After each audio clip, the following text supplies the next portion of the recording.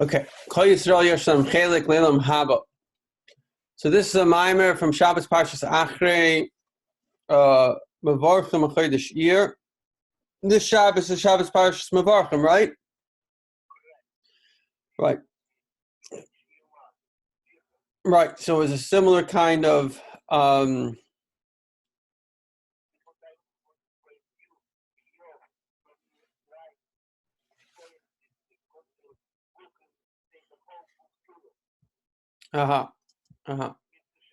Okay.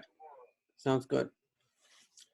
So Pirush Elam Haba b'Mishnah Zu Hu Elam Atchiyah. So it says that every Yid has a portion in the world to come. So when it says Elam Haba here, it means Elam Atchiyah, the world of resurrection, right? Because there's two Gan Edens, there's two futures. If a soul goes to heaven, he goes without his body. In the future world, all souls come into bodies, they come back to bodies. Those that are alive remain with bodies, and we all Jews have a portion in the world to come. So some Jews may not get into Gan Eden, but everybody gets Olam Haba. The world of resurrection. For the and this is obvious from how the Mishnah continues. It says these that don't have a portion in the world to come are those that say that there's no tchiyas amesim. In other words, they kafar shatam zahu like it says in Gemara, who kafar with tchiyas amesim? He said tchiyas amesim doesn't exist. Therefore, he won't have a portion tchiyas amesim. Midah connected midah, which is portion for portion. The Rebbe explains elsewhere that even somebody like this will come back. It just means he won't come back with his own schusim. Somebody else will give him like a schus, like a father, a mother, whatever, that he should come back. When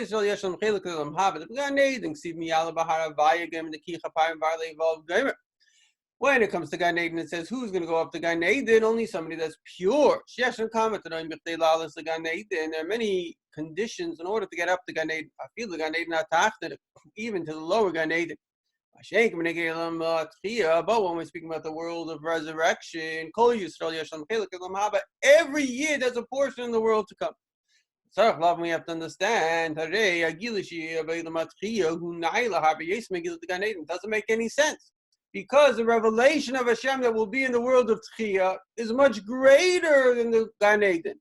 Even the highest levels of Gan Eden, even the highest levels of Gan Eden, Moshe Rabbeinu is going up 3,300 years higher and higher every single hour, and yet even he benefits from coming back into a body. So you're saying that an average guy that can't get into Gan Eden, he can get a level which is greater than what Moshe Rabbeinu has. Doesn't make any sense.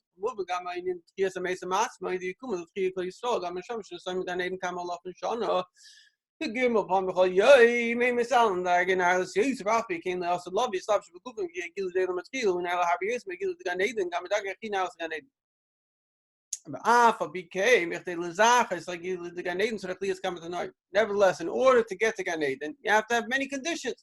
But in order to get to Elam Atchiyah, every Yid gets there. So it's a bit bizarre. We'll understand this by first explaining why is the world of Tchiyah greater than the world of Gan Eden. Because Gan Eden is the world of neshamas and souls without bodies. But in the world of Tchiyah, it's souls in bodies. So it doesn't make sense. How could it be that when the neshama is in a body, it will receive more light, more knowledge than when it was in Gan Eden without a body? Now it's true that when Mashiach comes, we will have very pure bodies. It says we will all die for a moment, because there's going to have to be a new body, a body that can take on this new godliness. Just like the body of Adam Rishon, that he was the personal handiwork of Hashem. His body was literally light. it was filled with light. In fact, it says in the Torah of Reb Mamer that the body, the skin of Adam and Ishmael was light. It was so light that it made the sun dim.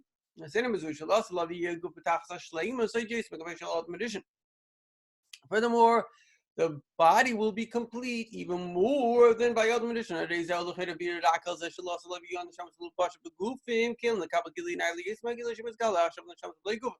This is only an explanation why when Mashiach comes, the souls that are going to be in bodies are going to be capable to receive a greater revelation, even greater than the revelation that will be revealed now. Souls without bodies. But it doesn't explain why should it be that you would need a body. In other words, okay, it's true that your soul, okay, you're going to have such a great body, it can take greater light. But why need a body in the first place? Because even though when Mashiach comes, the body is going to be complete. It will be a physical body. The limitations of something physical are greater than the limitations of something spiritual. For example, limitation of time and space, which is mainly by physical things. Nevertheless, in order for the soul to get the revelation of above, specifically through coming into a physical body. This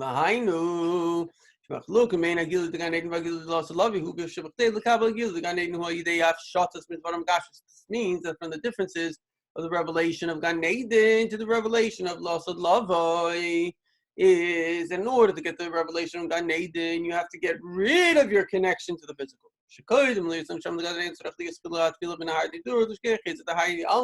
One of the reasons that the body disintegrates, in order that you should forget about the body, forget about this world, and then you can go into that world.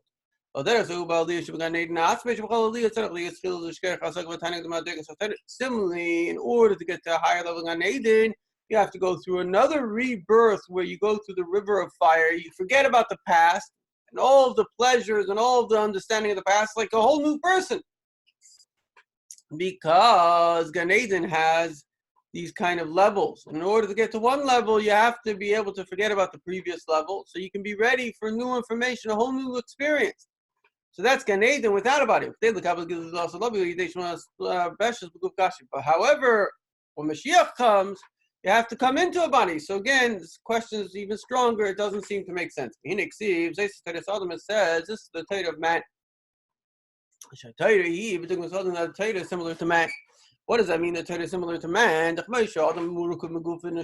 just like a person is a combination of a body and a soul. Similarly with Torah, Torah also has a body and a soul. Also, generally speaking, there's a difference between Torah and mitzvahs. The 248 mitzvahs are the 248 limbs of the king. Similar to the limbs of the body, but Torah, he Adam, who are nefesh, and the Torah is like the blood.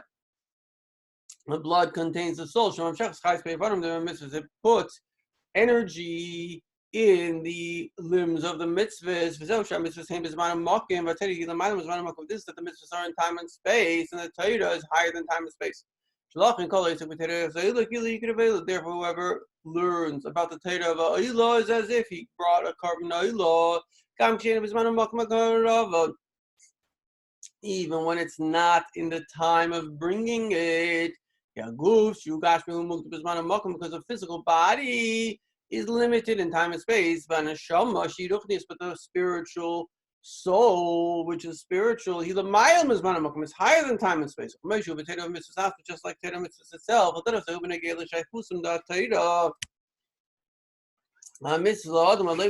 So also the similarity of the Torah mitzvahs to the connection of the Torah mitzvahs to the person who learns and does the Torah mitzvahs. Mainly when you're studying Torah, who's gaining? Your neshama's gaining, your mind, your soul. But when you do a mitzvah, who's gaining? Mainly the body is gaining. The idea that the Torah is higher than the mitzvahs is that the Torah mitzvahs comes in a revealed way. But in the source, a mitzvah same so the source, even though mitzvahs would seem less because you're dealing with a body, and Torah more because you're dealing with a mind and a soul. However, it's the reverse. Mitzvahs are greater than Torah. The mitzvah same because Torah is the wisdom of Hashem, and the mitzvah is the will of Hashem. It's a will which transcends any logic. Even after the Torah and the mitzvahs come down here, you see clearly the greatness of the mitzvahs. Because in fact, the Torah is explanation of the mitzvahs. So you see that really it's about the mitzvahs. So from this we understand that similarly it's by a soul in the body of a person that they are similar to the Torah mitzvahs. That even though the energy of the body comes from the soul, the source of the body is higher than the source of the soul, like it says elsewhere. That the love of a yid that he has today, based on the soul, fact that we're the children of Hashem, so we have that kind of intrinsic connection. That's like a natural love. Like a father has a love for his son. That means that the source of this love is from a place that the person who is loved has a place in you. It doesn't come from the essence, which is beyond anything else. The essence is only the choices you make. It's not something that sort of is an instinct, but the love that the Eibusher has to us as our bodies. You can't say the body has some kind of greatness to it. You can't say that his greatness of a son that is similar to God as a body. The Eibusher shows the Jewish body. There was no rhyme or reason. This was a choice. This comes from a place of like a person chooses, let's say, a woman to love. So it's not that he has an intrinsic connection, but that choice that he makes that love very strong. He must say this choice comes from himself. This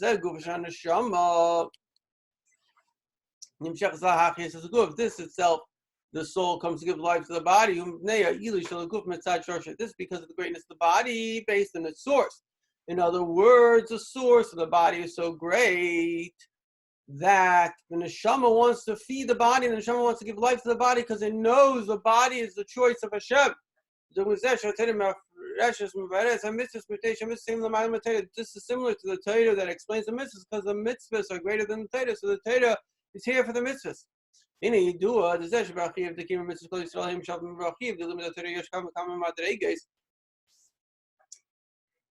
It's known that the requirement of doing mitzvahs, that all the yidden are on the same level, and the requirement of learning Torah, there are many levels. When it comes to people that learn Torah all day, so if a person has time, then literally he has an obligation to learn Torah all the time. The Rebbe, with everything he had to do, he used to learn 10 hours a day Torah. I remember the Rebbe once said that, I think she was in France or something, she was doing something, and she was with some other activist. There was some time, you're going here, you're going there, some time between. She said, my husband would have finished a Masechta. In other words, the Rebbe, there was no such thing as wasting time. In Yiddishkeit, wasting time doesn't exist. I remember asking my Zaidi, he was already older, he was retired, and he was learning some Chumash. I said, Zaidi, do you have some time? Are you busy? So I wanted to speak to him. He says, a Yid is alamol fanumina. A Jew is always busy. The word fun doesn't exist in the Hebrew language because there's no such thing as having, it's the thing of doing something that's enjoyable, but the idea of having fun, I'm wasting time, such a thing doesn't exist for a Yid. We always have to fill our time, never waste our time.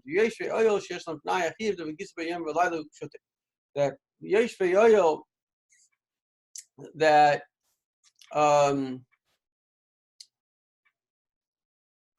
those people that are Torah Yidden, that have the time, they have to sit and learn Torah nonstop. Literally, Uvali is talking about somebody that, let's say, has to go to work, then it's enough. In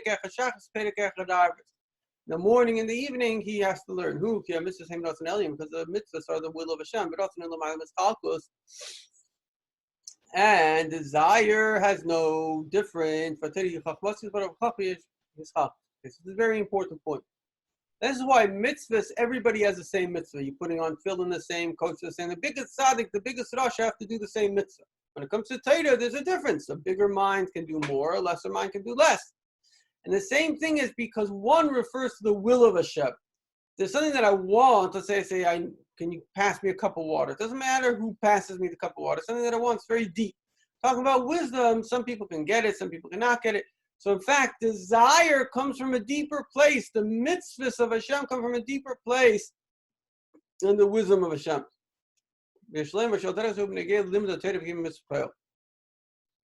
Similarly, when it comes to learning Torah and actually doing the mitzvahs, this is doing the mitzvahs in every single yid.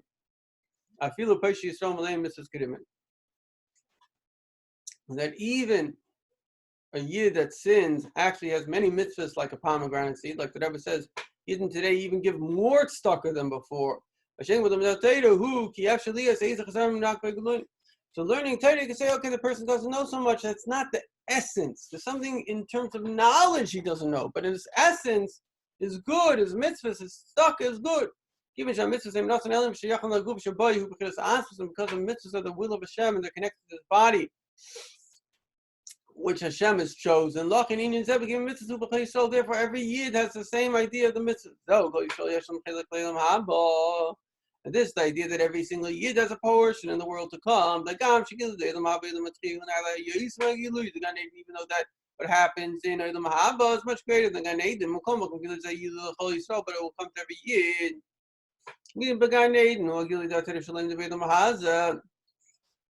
As in Gan Eden is the revelation of the Torah that we learn in this world. However, when Mashiach comes, the revelation of the mitzvahs are the revelation will be of the mitzvahs that we do now. And because the revelation of the mitzvahs by every yid, like we mentioned, therefore every single yid has a portion in the world to come. And this is why the revelation of Eilam Tzchiyah will be for the neshamas and bodies, because doing a mitzvah is mainly for the body. This, that the revelation of Eilam Tzchiyah will be for the neshamas that also come into the body. This is similar to what our sages say. The Talmud is great. That Talmud brings to Maisa. Through this, the Talmud brings to Maisa. Talmud becomes great. Meaning, if Talmud brings you to Maisa, then Talmud is great. That when we learn something relative to Psak Din, because you said about it, then you work harder and you get to the deeper thing because you know it has to do with Maisa. Based on this, we can say the greatness of Torah when Mashiach comes. There are two things. On one hand, we're going to have the completion of Torah on its own. Torah will be complete, will be the greatest knowledge. And also we'll have the benefit of Torah, the benefit of action, the actions, the mitzvahs that the Torah says. So we'll have the benefit of both. That is open again in Neshama similarly by Neshama. In addition to the fact that then not only will we know that the soul will receive godliness, the soul will know that it is God. It will also have the benefit of the body, which is the fact that Hashem chose it. That choice comes from a deepest place of love. So may it be that through our actions, especially through spreading Chassidus, we will be Zaycha to learning the Torah of Mashiach, the mouth of Mashiach, B'karayv mamish, immediately.